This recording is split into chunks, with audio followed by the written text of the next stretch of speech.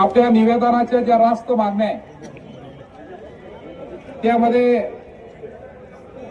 6,500 रुपयावरतून 15,000 रुपयाचं मानधन पोलीस पाटील संघटनेला त्या ठिकाणी मिळालं आणि म्हणून महाराष्ट्राचं जेव्हा एक शिबिर छत्रपती संभाजीनगरला झालं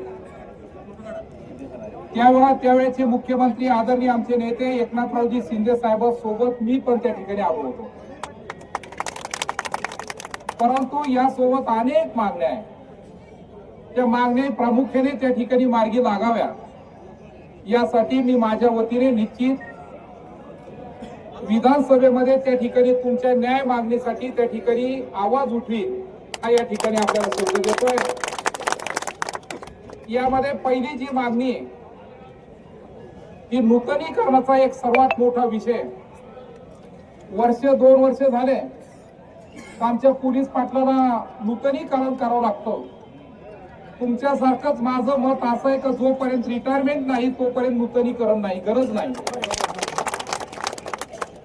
आणि म्हणून नूतनीकरणाचा विषय, रिटायरमेंटचं वय